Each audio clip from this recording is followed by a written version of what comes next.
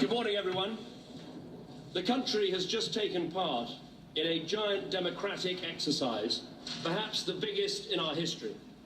Over 33 million people from England, Scotland, Wales, Northern Ireland and Gibraltar have all had their say. We should be proud of the fact that in these islands, we trust the people with these big decisions.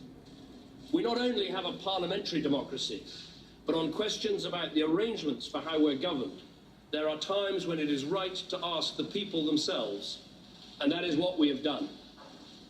The British people have voted to leave the European Union, and their will must be respected. I want to thank everyone who took part in the campaign on my side of the argument, including all those who put aside party differences to speak in what they believed was the national interest. And let me congratulate all those who took part in the Leave campaign for the spirited and passionate case that they made. The will of the British people is an instruction that must be delivered. It was not a decision that was taken lightly, not least because so many things were said by so many different organisations about the significance of this decision. So there can be no doubt about the result. Across the world, people have been watching the choice that Britain has made. I would reassure those markets and investors that Britain's economy is fundamentally strong. And I would also reassure Brits living in European countries and European citizens living here that there will be no immediate changes in your circumstances.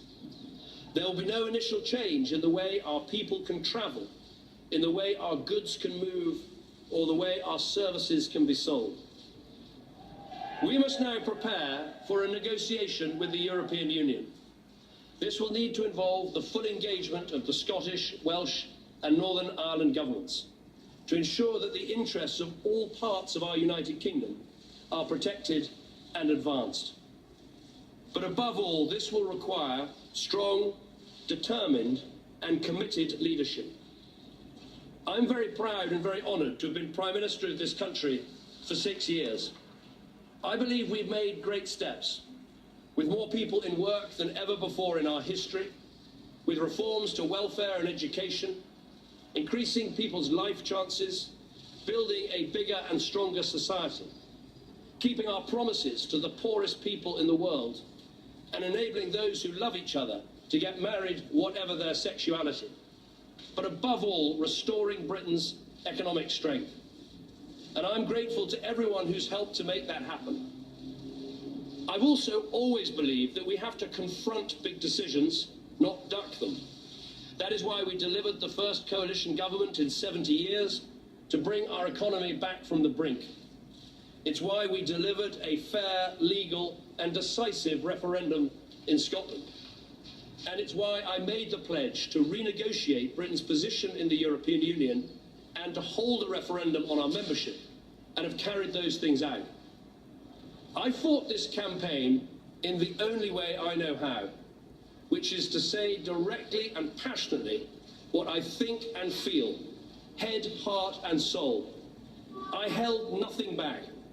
I was absolutely clear about my belief that Britain is stronger, safer and better off inside the European Union. And I made clear the referendum was about this and this alone, not the future of any single politician, including myself. But the British people have made a very clear decision to take a different path.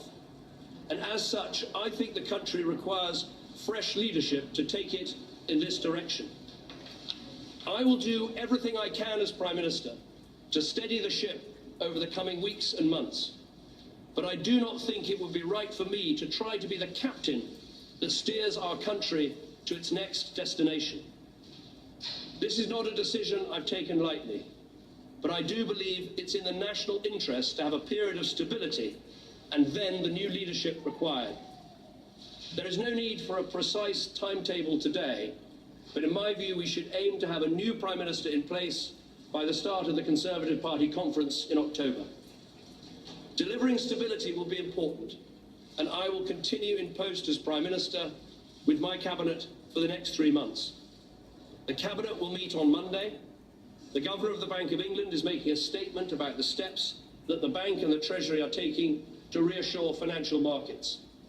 We will also continue taking forward the important legislation that we set before Parliament in the Queen's speech. And I've spoken to Her Majesty the Queen this morning to advise her of the steps that I'm taking. A negotiation with the European Union will need to begin under a new Prime Minister. And I think it's right that this new Prime Minister takes the decision about when to trigger Article 50 and start the formal and legal process of leaving the EU. I will attend the European Council next week to explain the decision the British people have taken and my own decision. The British people have made a choice. That not only needs to be respected, but those on the losing side of the argument, myself included, should help to make it work. Britain is a special country. We have so many great advantages. A parliamentary democracy where we resolve great issues about our future through peaceful debate. A great trading nation with our science and arts, our engineering and our creativity respected the world over. And while we are not perfect, I do believe we can be a model of a multiracial, multi-faith democracy where people can come and make a contribution and rise to the very highest that their talent allows. Although leaving Europe was not the path I recommended, I am the first to praise our incredible strengths. I've said before that Britain can survive outside the European Union, and indeed that we could find a way. Now the decision has been made to leave, we need to find the best way. And I will do everything I can to help. I love this country, and I feel honoured to have served it. And I will do everything I can in future to help this great country succeed. Thank you very much.